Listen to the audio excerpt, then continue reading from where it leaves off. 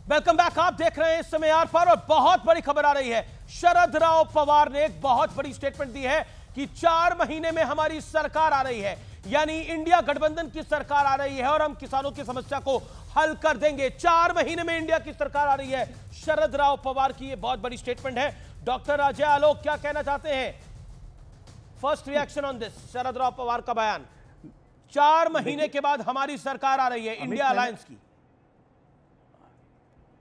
अमीश, मैंने आपको कहा था ना चुनाव के पहले ही कि मुझे लगता है कि अवसाद के मरीज बढ़ने वाले हैं, हॉस्पिटलों में बेड की संख्या बढ़ानी पड़ेगी। 4 तारीख के बाद जब से रिजल्ट आया है ये सब कुछ वैसा ही वैसा हो रहा है। चुनाव हार गए, फिर कहते हैं कि हमने बीजेपी को हरा दिया, हमारी जीत है, हम जीत गए।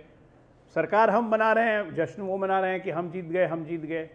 तो सबका कहानी गड़बड़ हो गया। पूर्ण बहुमत की सरकार है, बाकी लोग भी जुड़ रहे हैं। जिस दिन हम बहुमत साबित करेंगे, जिसमें जो सत्ता पक्ष है वो भी खुश है, विपक्ष है वो भी खुश है, और ईवीएम भी खुश है कि मेरे पे कोई दोषारोपण नहीं हुआ फाइनली। ओके, लेकिन क्या आपको लगता है वारिस पठान 4 महीने बाद सरकार बदल रही है, जो शरद राव पवार कह रहे हैं, कद्दावर नेता है? देखिए अमीश भाई, बिल्कुल अक्टूबर नवंबर में महाराष्ट्र के अंदर चुनाव होने हैं।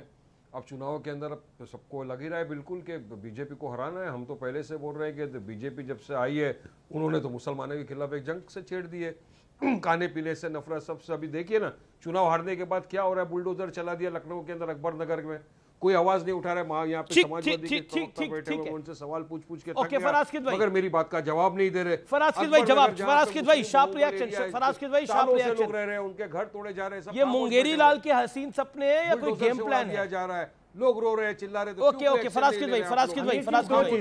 फराज़ भाई 30 सेकंड्स।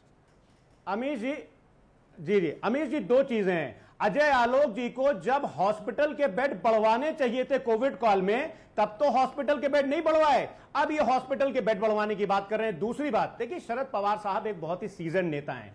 मैंने एक शो में अभी 3 दिन पहले बोला था कि जब अटल बिहारी वाजपेयी जी जैसा नेता, जो कि एक स्टेट्समैन भी था, उसने एक सरकार चलाई 13 दिन, दूसरी सरकार चली 13 महीने, तो ये तीसरी सरकार 13 हफ्ते से ज्यादा नहीं चल पाएगी। अब 13 हफ्ते जब अटल जी ने 5 साल अपना फुल टर्म भी पूरा करा था, शायद आप भूल गए। रोहित अग्रवाल, ये इंडिया अलायंस वाले को क्यों लग रहा है कि सरकार बदल रही है 4 महीने बाद, जब 292-94 सीटें आपकी? देखिए ये मुगालते में है अमीश जी, देखिए इंडिया गठबंधन वाले मुगालते में हैं और इन्होंने जनता को धोखा देके, झूठ बोल के इन्होंने अपने आप को विपक्ष के रूप में मजबूत कर लिया है। परंतु मुझे लगता है जिस तरीके से खुशी मना रहे हैं, ये विपक्ष के रूप में बहुत खुश हैं और ये विपक्ष के रूप में ही रहना चाहते हैं और जनता इनको पुनः